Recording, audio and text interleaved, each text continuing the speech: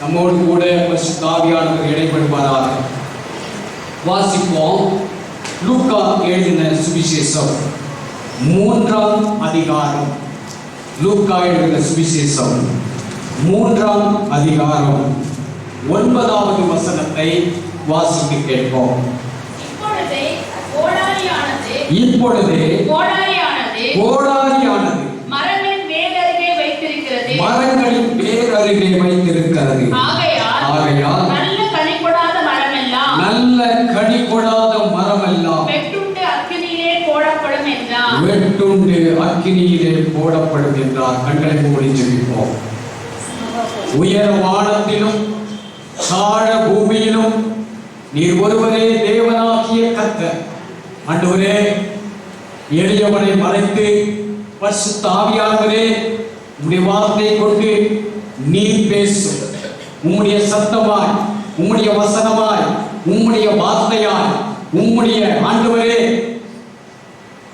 கிரியையாய் இந்த வசனங்கள் ஆவியாயும் ஜீவனமாயும் எங்களுக்குள் வெளிப்படுவதற்கு லீதியாளின் இருதயத்தை திறந்த கர்த்தர் எங்கள் ஒவ்வொருடைய இருதயத்தையும் இயேசுவின் நாமத்தில் திறப்பீராக என்று நாங்கள் ஜெபிக்கிறோம். நீர் பேசும், நாங்கள் கேட்கட்டும். இயேசுவின் நாமத்தில் தாழ்த்தி ஜெபிக்கிறோம். ஜெபம் கேளும் நல்ல பிதாவே. ஆமென். அல்லேலூயா. சத்தமா சொல்லுங்க. அல்லேலூயா. சரி, இந்த பகுதியை அநேக முறை நாம் வாசித்திருக்கிறோம், தியானித்திருக்கிறோம். ஒருவேளை செய்தியா கூட கேட்டிருக்கலாம், கேட்டீங்களோ தெரியாது. ஆனால் இன்றைக்கு பரிசுத்த ஆவியானவர் நமக்கு இதிலிருந்து என்ன கற்றுத் தருகிறார் என்பது ரொம்ப முக்கியமாய் காதுள்ளவன் கேட்கக்கூடாது. நல்ல செவி கொடுத்து இந்த வார்த்தைகளை நான் வாசிக்கிறேன். இப்பொழுதே கோடாரியானது மரங்களின் வேர் அருகே வைத்திருக்கிறது. ஆகையால் நல்ல கனி கொடாத மரமெல்லாம் வெட்டுண்டு அக்கினியிலே போடப்படும் என்றார். கவனிங்க, நல்ல கனி கொடாத மரமெல்லாம் வெட்டுண்டு அக்கினியிலே போடப்படும். ஓசியாவின் புஸ்தகம் 9ஆம் அதிகாரம் 10வது வசனத்தை வாசிப்போம். வனாந்தரத்தில் திராட்சை குலைகளை கண்டுபிடிப்பது போல, வனாந்தரத்தில் திராட்சை குலையை கண்டுபிடிப்பது போல இஸ்ரவேலை கண்டுபிடித்தேன். அத்திமரத்தில் முதல் தரம் பழுத்த கனிகளைப் போல, அத்திமரத்தில் முதல் தரம் பழுத்த கனிகளைப் போல, உங்கள் பிதாக்களை கண்டுபிடித்தேன். ஆனாலும் அவர்கள் பாகால் பேயோர் அண்டைக்கு போய்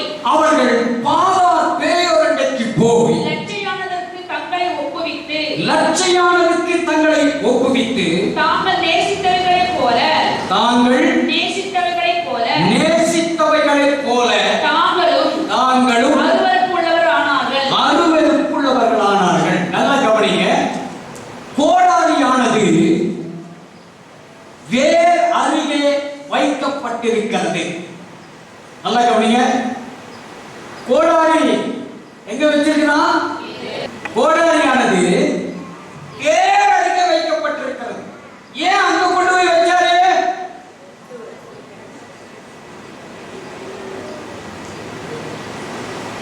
வாசி.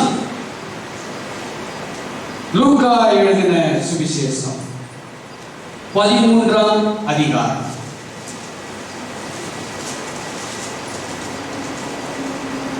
6வது வசனத்திலிருந்து வாசி. அப்பொழுது அவர் ஒரு ஊமையை சொன்னார். எல்லாருமே நல்லா கவனிக்கணும்.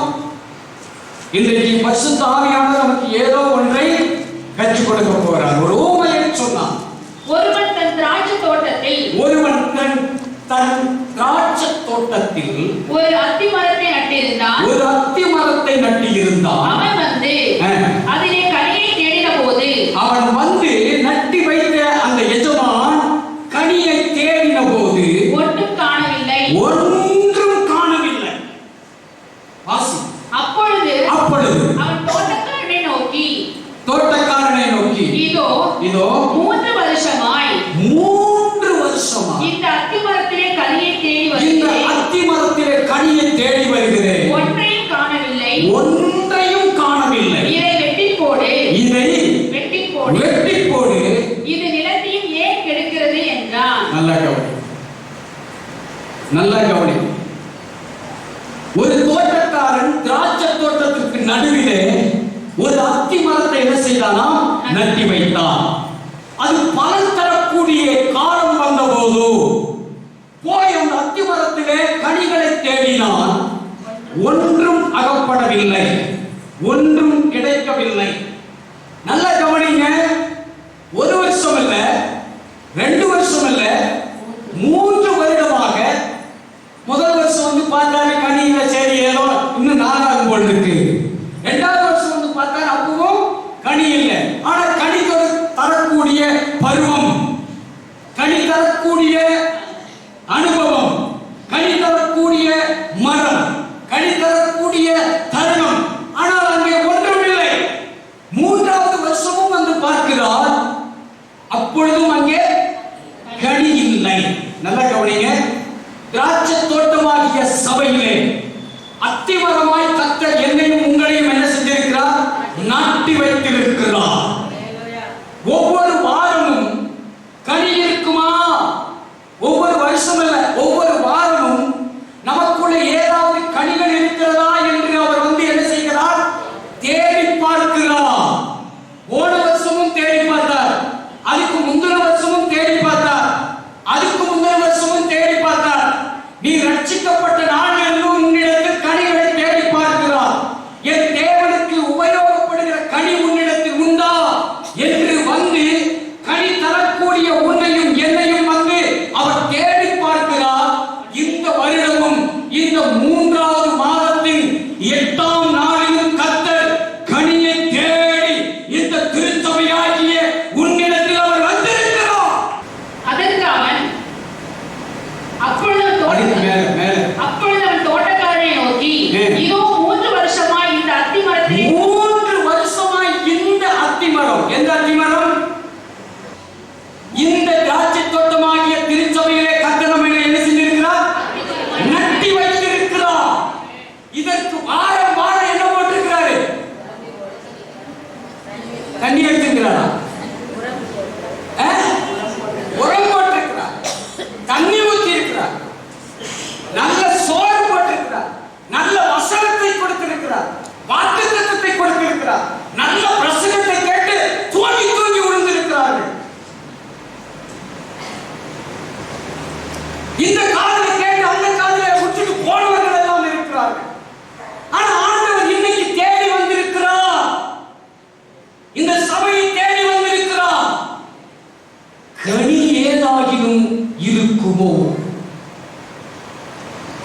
அருமை திருச்சபையே, திருச்சபையில் உள்ள மக்களே, சபையின் அங்கத்தினராய் இருக்கிற அத்திமரமாய் இருக்கிற உன்னை பார்த்து கனி தேடி வந்திருக்கிறார்.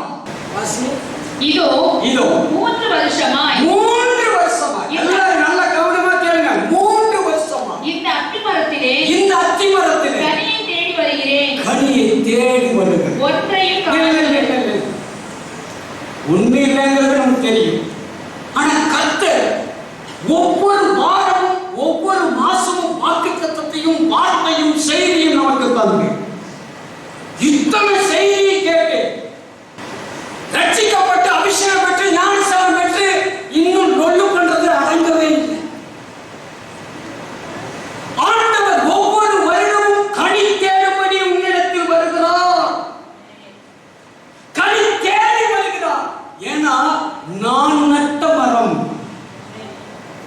என் தோட்டத்தில் நட்ட மரம், நான் கனி தேடக்கூடிய மரம், இது எனக்காக வைக்கப்பட்ட மரம், இந்த உலகத்திலிருந்து பிரித்தெடுக்கப்பட்ட மரம், தேவனுக்காக நற்சாட்சியாய் நிற்க வேண்டிய மரம். இந்த மரம் 3 வருஷமா வேஷம் போடுது. என்ன வேஷம் போடுது? கனி இருக்கிற மாதிரியே தோற்றம், கனி இருக்கிற மாதிரியே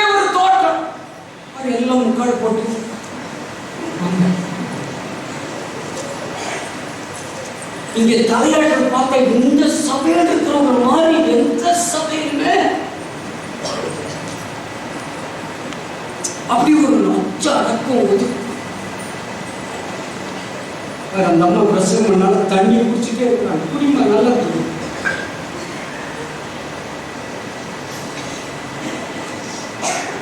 நான் சொல்றது ஏதாவது உள்ள போகுதா உங்களுக்கு? கனிகளை தேடுகிறார்.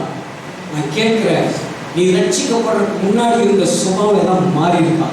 உன் பழக்க வழக்கம் மாறி இருக்கா? நீ ஆண்டவருக்கு உண்மையான ஒரு நபரா? கர்த்தர் உன்னிடத்துல கனி கேட்கும் போது ஏதாவது கனி ஒன்றையும் காணவில்லை. அது சொல்லப்பட்ட வார்த்தை பாருங்க, ஏதோ ஒன்னாவது இருக்குமா அப்படின்னு தேடி வராது. 9 கனிகளில 9 கனியில 9 கனிகளிலே ஒன்றையும் காணவில்லை.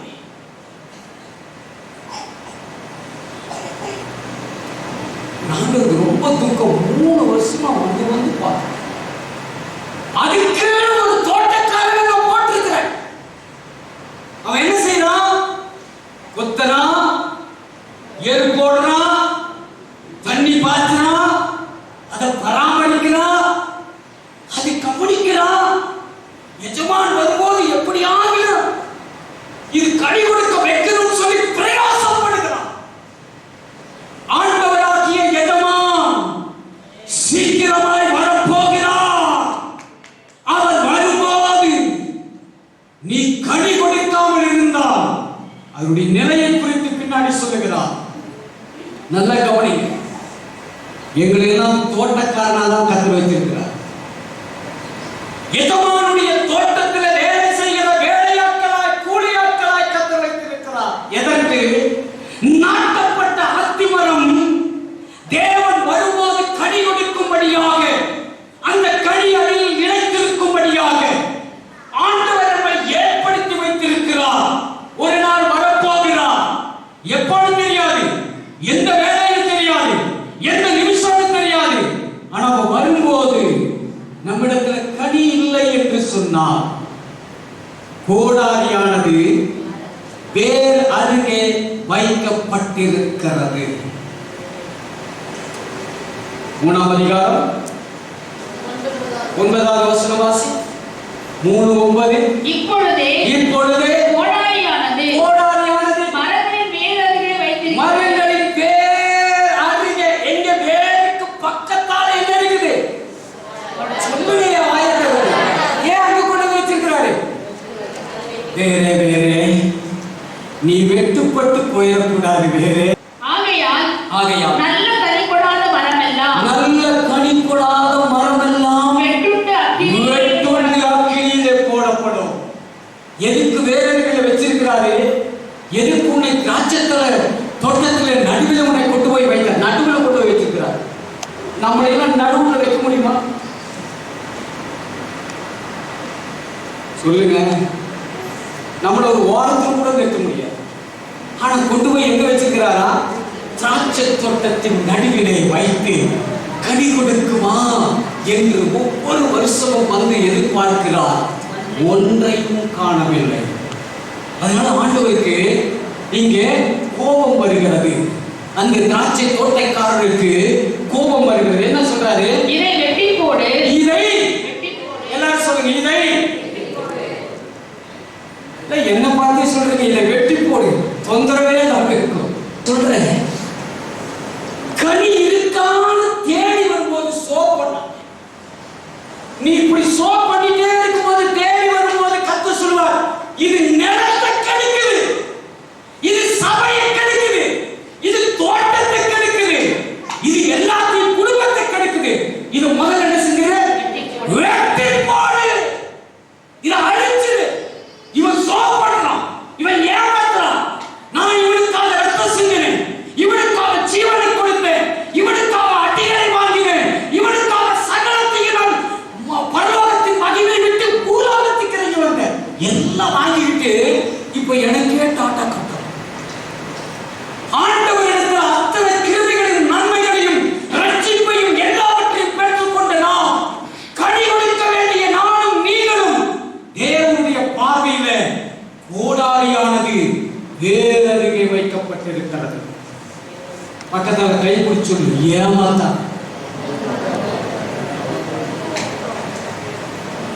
முடிஞ்சா இப்படி கூட சொல்லுங்க, திருடு ஏமாத்தாத. அங்க என்ன ஓஹோ திருடு ஏமாத்தான்னு என்ன திருடு ஏமாத்தாத. பக்கத்தால் இருக்கிற மூஞ்சி கண்ணையும் பார்த்து சொல்லு, எல்லாம் ஏமாத்த. நான் சொல்றேன், உப்பு போட்டு திங்கிறதா இருந்தா, காரம் போட்டு திங்கிறதா இருந்தா, புளி நீங்க சேர்க்கிறதா இருந்தா, உங்களுக்கு ரத்தம் உண்மையா ஓடுறதா இருந்தா, ஆண்டவர் வந்து பார்க்கிற நாளுல நீ கடி கொடுக்கக்கூடியவனாக இருக்க. பாருங்க, அதிலேயே மேல 8வது வசனத்தை வாசிப்போம். மேல் பகுதி. மனம் திரும்புவதற்கு ஏற்ற கனி கொடுங்கள். நல்ல கவனி, என்ன கனி கொடுக்கணும்? கனி கொடுக்கணும். அதை வாங்கிட்டு கொடுத்தா போதும். எப்படி என்ன கேட்கிறாரு? கனி தானே வேணும். வாங்கிட்டு வந்த 1 கிலோ, 1 கிலோ. ஆண்டவர் சொல்ற வசனத்தை நல்லா கேட்க. இந்த அத்தி மரத்துல தேடுகிற கனி என்ன? திராட்சை தோட்டத்துக்கு நடுவில் உன்னை வைத்ததனுடைய தேடுகிற கனி என்ன? மனம் திரும்புதலுக்கு ஏற்ற கனி. நீ ஆண்டவர் ரட்சிக்கப்படுறதுக்கு முன்னாடி என்னெல்லாம் பண்ணிட்டு இருந்தியா? அக்கிரமம், அநியாயம், அட்டகாசம். அதை ரட்சிக்கப்பட்டு ஞானஸ்தானம் எடுத்து தேவனுடைய ஆவியை பெற்றுக்கொண்ட பிறகு நீ மறுபடியும் அதே செய்யறீன்னா உன்னா மாறி அது எப்படியா துணிகரமா நீ பாவம் செய்வதற்கு உனக்கு மனசு வரும்? எப்படி தைரியமா மறுபடியும் பாதி மணி எடுத்து திங்கிறதுக்கு உனக்கு வாய் வரும்? ஆண்டவரே, இனிமே அப்படியெல்லாம் செய்ய மாட்டாண்டவரே. இந்த வாரம் நல்லபடி நாச்சு அப்படியே பாவ அறிக்கையில எல்லாம் சொல்லிட்டாரு. வெளியே போனோன்னு ஒரே டென்ஷன்,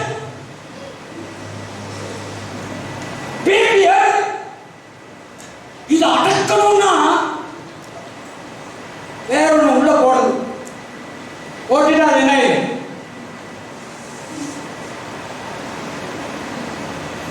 அவங்களுக்கு பேரு தான் மூடநம்பிக்கை. செஞ்சதையே திருப்பி செய்யும், வாந்தி பண்ணதையே எடுத்து திங்கிற 2 கை. அறிக்கையிட்டு விட்டு விடுவதை திரும்ப செய்வது. வேதம் சொல்லுகிறது, நாய் தன் கக்கினதை திரும்ப தின்னும். நான் கேட்கிற நம்ம நாயா? வேண்டாம் என்று விட்டதை, வேண்டாம் என்று அறிக்கை செய்ததை, தேவனுடைய பார்வையில் அருவருப்பாக இருப்பதை, எல்லாவற்றையும் விட்டு விட்டு அறிக்கை செய்ததை திரும்ப எப்படி நம்மளால செய்ய முடியும்? அதனாலதான் ஆண்டவர் வராரு. கோடாரி எங்கவே பொறுக்கிற வரைக்கும் பொறுப்பாரு, போட்டு தள்ளிவாரு. நீ நினைக்கிற நியாயத்திற்கு நாள் அப்படியே ஆண்டவரே என்னிடத்தில் வருகிற ஒருவனையும் புறமே தள்ளுவதில்லை சொன்னேன். அப்ப சொன்னேன். எப்போ? நீ ரட்சிக்கப்பட்ட ஆரம்பத்துல சொன்னதெல்லாம் உண்மைதான். ஆனா இத்தனை வருஷம் சபையில இருந்து இத்தனை சத்தியத்தை கேட்டு இத்தனையும் நீ புரிந்த பின்பு இன்னும் நீ அதை செஞ்சுட்டு என்னிடத்தில் வருகிற ஒருவனையும் புறமே தள்ளுவதில்லை. கேளுங்கள், அப்பொழுது உங்களுக்கு கொடுக்கப்படும். என் நாமத்தினாலே நீங்கள் எதை செய்தாலும் அதை தருவேன் என்று சொன்னேன். ஆஹா ஓஹோ, என் ஆண்டவரை போல மனதுருக்கம் உள்ளவர் யாரும் இல்லை. ஆண்டவரே, நீர் மனதுருகிறவர், நீர் ரொம்ப அன்புள்ளவர். உண்மை போல ஒரு தெய்வத்தை நான் பார்க்கவே இல்லை ஆண்டவரே. நீட்டி உடுத்துட்டு அப்படின்னா எந்திரிச்சு வெளிப்போம். இத்தனை வருஷமா உன்னை போட்டு சோறு போட்டு போட்டு போட்டு வளர்த்தி நீ கேட்டதெல்லாம் ஞாயிற்றுக்கிழமை சிக்கனு, மட்டனு, அது இது சூப்பு கீப்பு கொடுத்து எல்லாம் தின்னு எல்லாம் ஏப்ப விட்டுட்டு என்னிடத்து வருகிற ஒருவனை புறமேத்தில் கோடாரி வச்சிருக்கிற. எங்க வச்சிருக்கிற? மேல வைக்கல, வேர்லயே வச்சிருக்கிற. சாட்சிடுவோம். எத்தனை பேருக்கு நான் சொல்றதெல்லாம் உரைக்கும்? ஒரு அலையில சொல்லுங்க பாருங்க, சத்தமா சொல்லுங்க பாருங்க.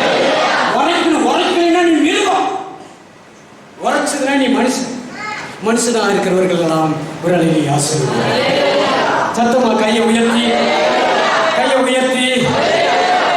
இத்தனை மனுஷங்க இருக்கிறாங்க. ஆனாலும் வேறருகே கோடாலி வைக்கப்பட்ட நீ கனி கொடுக்கலைன்னு சொன்னா, நீ மனம் மாறலைன்னு சொன்னா, மனம் திரும்புதலுக்கு ஏற்ற கனி கொடுக்கவில்லை என்றால் இதை வெட்டி போடு அப்படின்னு என்ன நியாய தீர்ப்பை கற்றுக் கொண்டு வருகிறார். நம்முடைய வாழ்க்கைக்கு ஒரு முடிவை கற்றுக் கொண்டு வருகிறார்.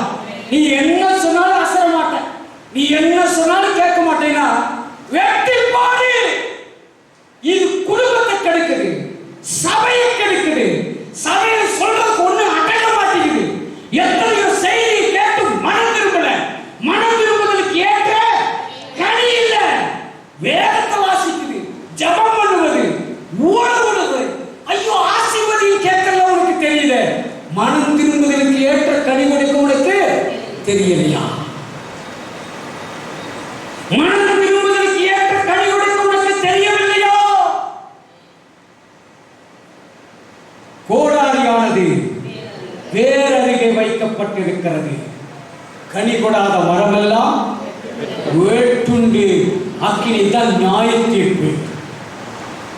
நாம கடைசி வரைக்கும் இப்படியே இருந்துட்டோம்னா வெட்டி கத்தர் எங்க போடுறாரா? அக்கினியிலே, அப்படின்னா நரகத்திலே. அங்க போன ஒருத்தரும் திரும்பி வந்ததா சரித்திரம் இல்லை. எல்லாரும் கொஞ்சம் ஒரு நல்ல காது கொடுத்து என்னை பாருங்க. எல்லாருமே என்னை கொஞ்சம் பாருங்க, எல்லாருமே கவனம். ஒரே ஒரு முறை தான் நம்ம இந்த மனுஷனா இந்த உலகத்துல வாழணும். இந்த மனுஷனா வாழ்கிற நாள்ல மனுஷனா என்ன செஞ்சிரு?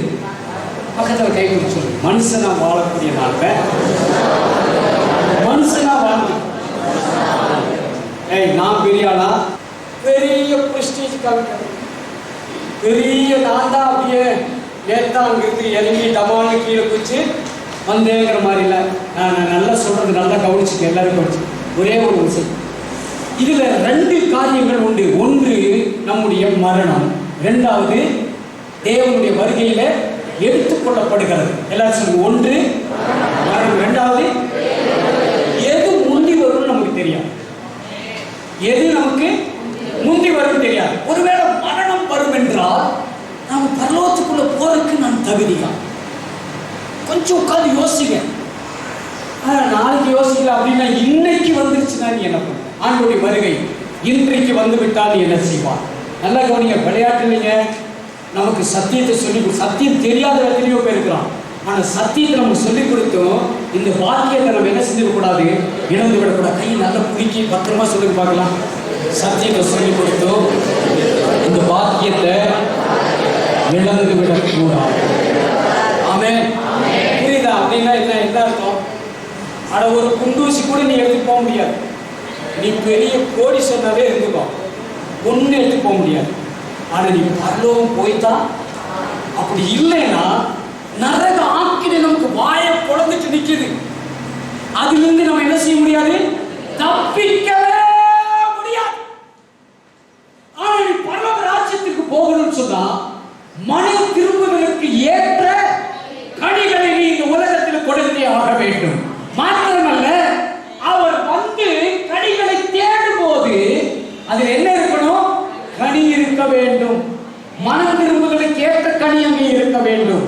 நாம் மாறினது கடையாள கனி அங்கே இருக்க வேண்டும். ஆமென் சொல்லுங்க. அல்லேலூயா. ஏன்னா இன்னும் கொஞ்ச நாள் மகா பெரிய உபத்திரவ காலங்கள் வரப்போகிறது. இந்த கிருபையின் காலத்திலேயே நீ சரியான கனி கொடுக்கக்கூடியவர்களாக என்ன செய்ய? மாறிவிடுங்க. என்ன பண்றதுங்க? எங்க குடும்ப சூழ்நிலை இந்த கணக்கெல்லாம் அங்க செல்ல. குடும்ப சூழ்நிலை எல்லாம் கத்த சொல்ல. முன்னை நான் என்ன செஞ்சிருக்கிறேன்? என் திராட்சை தோட்டத்துல ஒரே ஒரு அத்தி மரமா முன்ன நான் என்ன செஞ்சிருக்கிறேன்? நாட்டி வைத்திருக்கிறேன். எதுக்கு தெரியுமா? நீ எனக்கு நான் வரும்போது கனி கொடுக்க வேண்டும். அதற்காக உனக்கு ஒரு சபையை கொடுத்திருக்கிறேன், ஒரு தோட்டக்காரனையும் வச்சிருக்கிறேன். அவன் என்ன செய்யறான்? வாரம் கண்டபடி கொத்தி, ஆண்டவர் இருந்தா எனக்கு இப்படியெல்லாம் வருமா? ஆண்டவர் இருந்தா இப்படியெல்லாம் வரும். ஆமென் சொல்லுங்க. ஆண்டவர் இருந்தா எனக்கு வருஷத்துக்கு போக மாட்டாரா? இருக்கிறனால தான் உங்களுக்கு என்னது கொடுத்துருக்கிறாரு. ஆமென் சொல்லுங்க. அவர் எதையும் தப்பா செய்யவே மாட்டார். எதை செய்தாலும் அதை சரியாய் ஏற்ற வேலையில கரெக்டா செய்கிற ஒரே ஒரு ஆள் நம்முடைய ஆண்டவர்.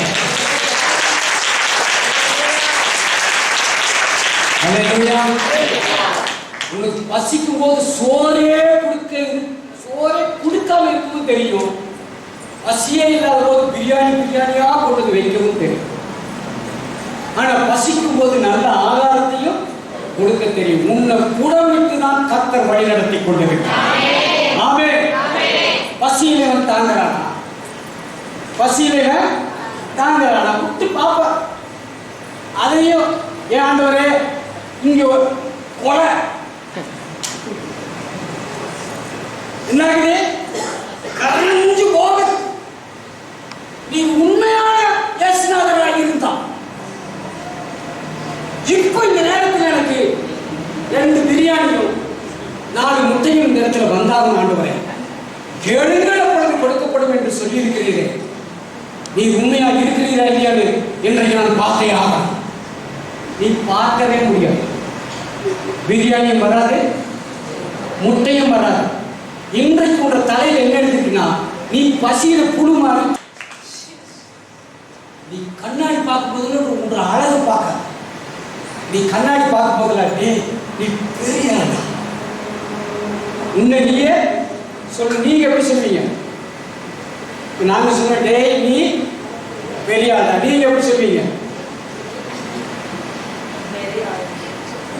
இவ சொல்றா நீ பெரிய ஆளி, நீ எங்கோ சொல்லு. கண்ணாடி பார்க்கும் போதுல நீ சொல்லணும் நீ சாதாரண ஆளு. உங்களை பார்த்து சொல்லுங்க. சாதி கொண்டு, கோத்திரத்தில் கொண்டு, ஊரு கொண்டு, உலகத்துல எத்தனையோ பேர் இருக்கிறான். ஆண்டவரே என்ன ஆண்டவரே இந்த லட்சணம் கட்டவன நீங்க எப்படி சொல்வீங்களா? அப்படி சொல்லிக்கீங்க. என்ன போய் உங்களுக்காக தெரிந்திருக்கிறேன்.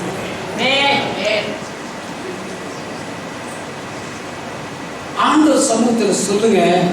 ஆண்டவரே கண்ணாடி பார்த்து பேசணும். நான் இதெல்லாம் கண்ணாடி பார்த்து சொல்றேன். ட்ரைனிங் என்ன சொல்றேன்? ஆண்டவரே நான் மனம் திரும்புவதற்கு ஏற்ற கடிதம்.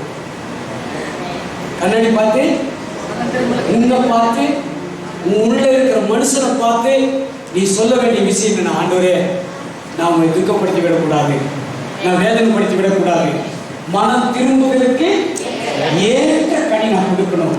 என்னை நீ தெரிந்திருக்கிறேன். அல்லேலூயா. தோட்டக்காரன் வேலை என்ன தெரியுமா? அவன் சொன்னா ஆண்டவரே இந்த வருஷமும் ஐயா இது இந்த வருஷமும் இருக்கட்டும், இந்த லாஸ்ட் இந்த வருஷமும் இருக்கட்டும். எல்லாத்தையும் மக்களை பிடிச்சிட்டாரு. இந்த வருஷமும் இருக்கட்டும். நான் இதை சுற்றிலும் கொத்தி இன்னும் நான் என்ன செய்ய போறேன்? சுற்றிலும் கொத்தி. எப்படி? சீக்கிரம் சொல்லுங்க. ஒரு பக்கம் கொத்துனா நீ அடிச்சு சுற்றிலும் கொத்தி எரு போடுவேன். என்ன போடுவேன்? எப்படி? எரு போடுவேன். சக்தியா கொண்டு வந்து இந்த தின்னு அதுக்கு ஆகா தின்னு வயிறு ஒரு மாதிரி என்னது செவனும் குடிச்சு இங்க எம்டி பண்ணிட்டு அப்புறம் கொத்தி எரு போட்டு சட்டியா கொண்டு போய் எரு போட்டு இப்போ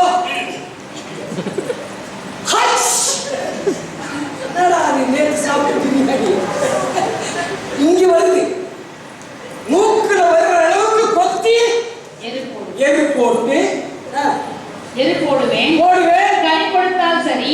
நான் ஆண்டவருக்கு தேவன் சொல்லிருக்கிறேன். ஆண்டவரே இந்த வருஷம் இருக்கட்டும், சீலி ஒன்றும் பண்ணிடாதீங்க. இந்த வருஷம் இருக்கட்டும், பிரவீன ஒன்றும் பண்ணிடாதீங்க. இந்த வருஷம் இருக்கட்டும் சொல்லிட்டுப்பா வேண்டாமா? நீ தலையாடுன்னு பார்த்தாலே ஜெயலட்சுமி சொல்லாம வேண்டாமா அப்படின்னு. சரி இந்த வருஷமும் ஜெயலட்சுமி இருக்கட்டும், ஒழுங்கா வருதான்னு பார்க்கலாம், ஒழுங்கா ஜெபிக்குதான்னு பார்க்கலாம். ஒழுங்கா ஏதாவது பண்ணுதான்னு பார்க்கலாம். ஆண்டவரே இந்த வருஷமும் இருக்கட்டும், அடுத்த ஞாயிற்றுக்கிழமை வரும்போது நான் போட்டு தள்ளிடுறேன் ஆண்டவரே, எப்படியாவது கொத்தி ஏற்படுறேன் ஆண்டவரே, எப்படியாவது இதை நான் ரெடி பண்றேன் ஆண்டவரே, இந்த வருஷமும் இருக்கட்டும். இப்போ 2020 உங்களுக்கு எக்ரிமெண்ட் போட்டு என்ன செஞ்சிருக்கிறேன், எழுதி வாங்கி இருக்கிற இந்த வருஷமும் 21 கொடுக்கலீனா போட்டு தள்ளிடுங்க ஆண்டவரே. போட்டு படி. கனி கொடுத்தால் சரி, கனி கொடுத்தால் சரி, கொடாவிட்டால் இனிமேல் இதை வெட்டி போடலாம் என்று சொன்னான். நீங்க சொல்லவே வேண்டாம் ஆண்டவரே, நானே என்ன செஞ்சிடறேன். இப்ப ஆண்டவருக்கு எனக்கு எக்ரிமெண்ட் என்னன்னா, இந்த வருஷமும் இருக்கட்டும். நான் சொல்லி இந்த வருஷமும் இருக்கட்டும். இதுக்கு சுத்தி சுத்தி என்ன செய்யறேன், கொத்துறேன், எரு போடுறேன், நீர் பாய்ச்சுகிறேன். இது ரொம்ப என்னவோ எப்படி ஆகிடும், பழம் வரலினா கூட கட்டியாவது அதுல வந்த மாதிரி என்ன செஞ்சிடலாம். இப்ப அத்திப்பழம் இல்லைன்னா கூட வாங்கிட்டு வந்து நூல் கட்டி அந்த மரத்துல காய்ச்ச மாதிரியாவது என்ன பண்ணிடுறேன். அப்படி சொல்லி ஏமாத்தி ஆண்டவரை ஏமாத்தி எக்ரிமெண்ட் போட்டுக்கிறேன். நான் என்னன்னு, இந்த வருஷமும் இருக்கட்டும், நான் என்ன செய்யறேன், கனி கொடுத்தால் சரி, கொடுக்கலைன்னா என்ன செய்யறேன், இனிமேல் இதை வெட்டி போடலாம். இனி நீங்க பார்க்காதீங்க ஆண்டவரை, நானே பார்த்தேன். மனம் திரும்புவதற்கு ஏற்ற கனி. ஆமென். லேட்டா வந்தவர்களுக்கு திருப்பி நின்று சலார் இழுத்த செய்யணும். இனிமேல் கரெக்டா என்ன செய்வாங்க. அல்லேலூயா. இன்னைக்கு ஞாயிற்றுக்கிழமை அப்படின்னால அது தேவனுக்கு உரிய நாள். ஞாயிற்றுக்கிழமை சொன்னாலே தேவனுக்கு உரிய நாள். 1000 பிரச்சனை உனக்கு இருந்தாலும் தூக்கி எழுதி மூட்டையை கட்டி வச்சுட்டு நீ எங்க வரணும், ஆலயத்துக்கு வரணும். அல்லேலூயா, அல்லேலூயா. ஏங்க, ஒரு முக்கியமான கல்யாணம் போகாமே இருக்க முடியாது. அதுக்கு கொடுக்கிற முக்கியத்துவம் நீ ஆண்டவருக்கு கொடுக்கலன்னு சொன்னா நீ எப்படி கனி கொடுக்க முடியும், நீ எப்படி உருப்பட முடியும், எப்படி உன் வாழ்க்கையை ஆசீர்வதிக்க முடியும், எப்படி உன் குடும்பம் தலைக்கும், எப்படி உன் பிள்ளைகள் வளருவார்கள், எப்படி நீ ஆசீர்வாதமாக இருக்க முடியும். அல்லது ஆண்டவர் சொல்றாரு, மனம் திரும்புதலுக்கு ஏற்ற கனிகளை நீங்க கொடுக்க முடியும். சீக்கிரம் வாசிங்க. லூக்கா எழுதின சுவிசேஷம் 20ஆம் அதிகாரம் 9வது வசனத்தை. பின்பு அவர் ஜனங்களுக்கு ஒரு மனுஷன் ஒரு திராட்சை தோட்டத்தை உண்டாக்கி அதை தோட்டக்காரருக்கு குத்தகையாக விட்டு நெடுநாளாக புறதேசத்திற்கு போயிருந்தார். இதெல்லாம் படிச்சோம், இதெல்லாம் தெரியும், எதுவரை தெரியும், படிச்சிருக்கீங்க தானே. ஒரு திராட்சை தோட்டத்தை உண்டாக்கினா அதை ஒரு தோட்டக்காரனிடத்துல குத்தகைக்கு விட்டுட்டு போனா, குத்தகை கொடுத்தவன் ஒழுங்கா அதெல்லாம் வந்து கனியெல்லாம் வந்துச்சு. சரி, அதனுடைய பலனை கொஞ்சம் கொடுத்தாருன்னு சொன்ன அவங்க என்ன செஞ்சா, அடிச்சு உதச்சி அனுப்பிச்சு விட்டான். மறுபடியும் அனுப்பிச்சா, அவங்களே அடிச்சு உதச்சி அனுப்பிச்சு விட்டான். இப்ப 16வது வருஷத்து வாசி. அப்பொழுது திராட்சை தோட்டத்தில் எஜமான், நல்லா கவனிங்க, தன் சொந்த குமாரனையும் அனுப்பினார், அவனை கொலை செய்து விட்டார். இல்லை, கொலை செய்து விட்டார். அதுக்கப்புறம் 14வது வசனம், தோட்டக்காரன் அவனை கண்டபோது இவன் சுதந்திரவாளி, சுதந்திரம் நம்முடையதாக படிக்கு. இந்த தோட்டக்காரன் ஒரு கிரிமினல் வேலை பண்றான், இவன் சுதந்திரவாளி, இவனை கொண்டு போட்டா எல்லாமே என்ன ஆயிடும், நமக்கு சொந்தமாகிவிடும். இவனை கொல்லுவோம் வாருங்கள் என்று ஒருவர் சொல்லிக்கொண்டு அவனை திராட்சை தோட்டத்திற்கு புறம்பே தள்ளி கொண்டு போட்டார்கள். இது வந்து எதை குறிக்குது அப்படின்னா, கிறிஸ்து இந்த உலகத்தில 3.5 வருடம் 33.5 வருடம் இருந்தால் 30 வருடம் ஏற்ற கனிகளை கொடுத்து தேவனுடைய சித்தத்தில் அதற்காக வெயிட் பண்ணி 3 வருஷம் தேவனுடைய ஊழியத்தை அற்புதமாய் செய்தார். தான் தெய்வம் என்பதையும் வெளிப்படுத்தினார். வரப்போகிற நியாயத்திலிருந்து எல்லாவற்றையும் அவர் என்ன செஞ்சாரு, வெளிப்படுத்தி காண்பித்தார். வரப்போகிற தண்டனை குறித்து சொன்னார், வரப்போற ரட்சிப்பு எல்லாத்தையும் குறித்து சொல்லிட்டு இங்க சொல்றாரு. வாசி 16 அவன் வந்து அந்த தோட்டக்காரரை சங்கரித்து, இப்போ மகனையும் நீ கொண்டு போட்ட, இயேசுவையும் கொண்டு போட்டாங்க. கொல்கத்தா மலையில கொண்டு போய் என்ன செஞ்சாங்க? சிலுவையில் அறைந்து கொண்டு போட்டாங்க. ஒரு அலையில என்ன இங்க பாருங்க, பையனை பாருங்க, என்ன பாருங்க. அவன் வந்து அந்த தோட்டக்காரரை சங்கரித்து திராட்சை தோட்டத்தை வேறு தோட்டக்காரரிடத்தில் கொடுப்பான் அல்லவா என்றார். அவர்கள் அதை கேட்டு அப்படி ஆகாதிருப்பதாக என்றார்கள். நல்லா கவனிங்க. இப்போ இந்த ஊமையை தேவன் சொல்லி முடிச்சிட்டு உங்கிட்ட இருக்கிறத புடிங்கி என்ன செஞ்சுவாரு? சொல்லுங்க, இன்னொருத்தருக்கு கொடுத்துருவா. நீ ஒழுங்கா கர்த்தருக்கு கொடுக்க வேண்டிய கணக்கு ஒழுங்கா கொடுக்கலன்னு சொன்னா பிடிங்கி கர்த்தர் வேறொருவருக்கு கொடுப்பார். ஆனால் அவர்கள் அதை கேட்டபோது சொல்றாங்க, அப்படி ஆகாதிருப்பதாக. அப்படின்னா என்ன? உங்க வீட்டில் இருக்கிற ரட்சிப்பை பிடிங்கி வேற ஒரு ஆளுக்கு ஆணை கொடுத்துப்பாரு. கோடாரியானது இப்ப நான் எல்லாத்தையும் உங்களுக்கு காட்டி கொடுத்தேன். இப்ப ஓசியால இருந்து வரப்பாரு, முடிக்க பாரு. ஓசியா 9:10. வனாந்தரத்தில் திராட்சை குலைகளை கண்டுபிடிப்பது போல. நல்ல கவனியம். வனாந்தரத்தில் திராட்சை, வனாந்தரத்தில் ஏதாவது கண்டுபிடிக்க முடியுமா? வனாந்தரம்னால என்ன? நான் இப்ப போயிட்டு வந்தேன், வெறும் மண்மேடு தான். ஒரு பச்சைங்கிற ஒண்ணு நாங்க பார்க்கணும். எத்தனையோ கிலோமீட்டர் தூரம் ஒரு பச்சை செடி நான் பார்க்கவே இல்லை. எல்லாம் வனாந்தரம். ஆனா ஆண்டவர் சொல்றாரு, நான் உன்னை எப்படி கண்டுபிடித்தேன், உன்னை எப்படி நான் தெரிந்து கொண்டேன். இப்ப வாசி. வனாந்தரத்தில் திராட்சை குலைகளை கண்டுபிடிப்பது, திராட்சை குலைகளை கண்டுபிடிப்பது போல். அப்படின்னா பாருங்க, திராட்சை குலை எங்க இருக்குன்னு சொல்லி என்ன செய்யணும்? கண்டுபிடிக்கணுமா? தேவன் இந்த உலகத்துல, இந்த உலகம் என்கிற வனாந்தரத்துல ஒரு திராட்சை செடியை கண்டுபிடிப்பதை போல் இஸ்ரவேலை கண்டுபிடித்து தேவன் என்னையும் உங்களையும் கண்டுபிடித்தார். நல்ல சோதனை கை தட்டாம,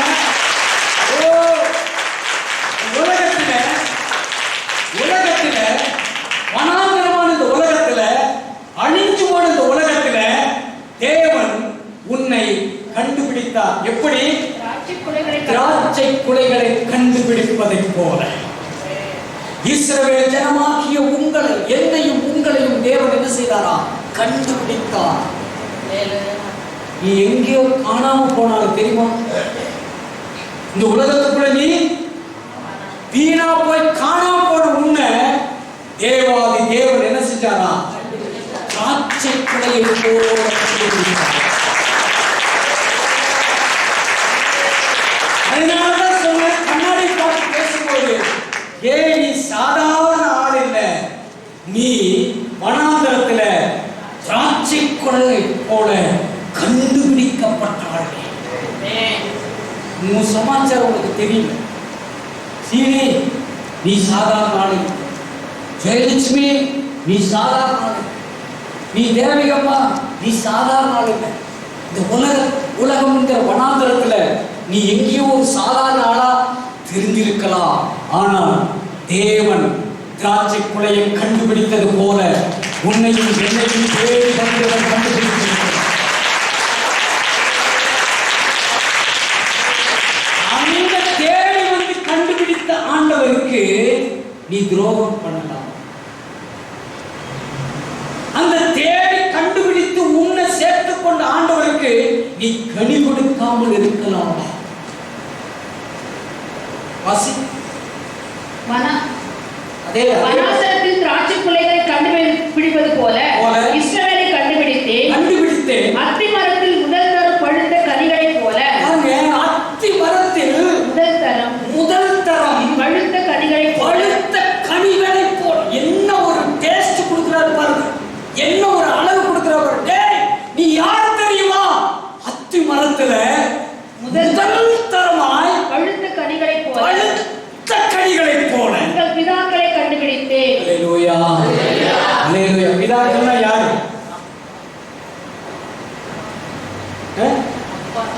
அப்பா. எந்த அப்பா? நம்முடைய பிதாக்கள் யாரு? ஆபிரகாம், ஈசாக்கு, யாக்கோபு, யோசேப்பு, இவங்க எல்லாம் அவங்களை கண்டுபிடிச்சனாலதான் இன்னைக்கு இந்த சுதந்திரம் நமக்கு சைடுல கிடைச்சிருக்கு. புரியல? உங்க பிதாக்களை முதல் கனியால் நான் என்ன செய்யறேன்? கண்டுபிடித்தேன். அனாதரத்துல அவங்களை கண்டுபிடிச்சு அவங்களை நான் ஆசீர்வதிக்கும் போது வனாந்தரத்துல திராட்சை கொலை கனிகளை போல உங்களையும் நான் கண்டுபிடித்தேன். அல்லேலூயா. புரியலையான்னு தெரியல. யாரோ கஷ்டப்பட்டு வாங்கி கொடுத்த சுதந்திரத்துல 47 வாங்கின சுதந்திரத்துல எத்தனையோ பேர் செத்து போன சுதந்திரத்துல எத்தனையோ பேர் போராடின சுதந்திரம் வாங்கி கொடுத்த இந்த சுதந்திரத்துல சுட்டுக் கொல்லப்பட்ட சுதந்திரத்துல அடிவத வாங்கி சீரழிஞ்சு போன குடும்பத்தை எல்லா சூழ்நிலையிலிருந்து அவங்க வாங்கி கொடுத்த சுதந்திரத்துல இன்னைக்கு எவ்வளவு ஜம்முன்னு உட்கார்ந்துருக்கு. புரியுதா உங்களுக்கு? என்ன 47க்கு முன்னாடி பட்ட உபத்திரவங்கள் இந்தியா தேசத்தில் ஒரு குடியுரிமை சட்டம். அடிமைத்தனமாக இருந்த மக்களை விடுதலை செய்வதற்கு எத்தனை உயிர் கொடுத்திருக்கு, எத்தனை குழந்தைகள் செத்திருக்கிறார், எத்தனை தாய்மார்கள் செத்திருக்கிறார், எத்தனை தகப்பன்மார்கள் செத்திருக்கிறார்கள். அவங்க எல்லாம் யாரு? நமக்கு இந்த சுதந்திரத்துக்கு என்னவா இருக்கிறாங்க? அத்தி மரத்துல முதல்ல பழுத்த கனிகளை அவங்க வாங்கி கொடுத்தனால்தான் சிந்தாபாத்துங்கிறாங்க. அவங்க மண்ணில் இருந்து சொல்லுவாங்க, செத்தது நான், அடி வாங்கினது நானு, இனி சுகமா உட்காந்துக்கிறது யாரு? யோசிச்சு பாருங்களா? செத்தது ஆண்டவரையா, அதனாலதான் நீ சிலுவையில் அவர் ரத்தத்தை சிந்தி கொடுத்ததால்தான் தொட முடியாத அளவுக்கு தேவனுக்கு கிருபையை கொடுத்திருக்கிறார், சந்தர்ப்பங்களை கொடுத்திருக்கிறார். உன்னை வாழ வைத்த ஆண்டவர் உனக்காக ஜீவனை கொடுத்தார். அதனாலதான் எவ்வளவு சந்தோஷமா நீ உட்கார்ந்து இருக்கிறோம். அன்றைக்கு இயேசுவோடு கூட இருந்த 12 சீசர்களும் 12 அப்போஸ்தலர்களும் அநேக சீசர்களும் பரிசுத்தவான்களும் கொடுமை அனுபவிச்சு இந்த ரட்சிப்பை நமக்கு வாங்கிட்டோம். இன்னைக்கு நம்ம அப்படியே ஜாலியா உட்காந்து ஆசீர்வதிக்க மாட்டீங்களா, தர மாட்டீங்களா, கொடுக்க மாட்டீங்களா, ஆக்க மாட்டீங்களா, செய்ய மாட்டீங்களா? நீ இருக்கிறது உண்மையா? படப்பாவீங்களா? அவங்க அவ்வளோ தியாகம் பண்ணி நமக்கு இந்த கிருபையை வாங்கி கொடுத்திருக்கிறாங்க. அல்லேலூயா. இந்த பிதாக்கள் நமக்கு என்ன பண்ணாங்க?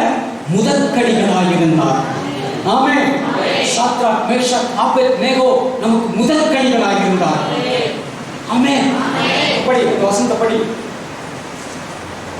இஸ்ரவேலை கண்டுபிடித்தேன், அத்திமரத்தில் முதல்தர பழுத்த கனிகளை போல உங்கள் பிதாக்களை கண்டுபிடித்தேன்.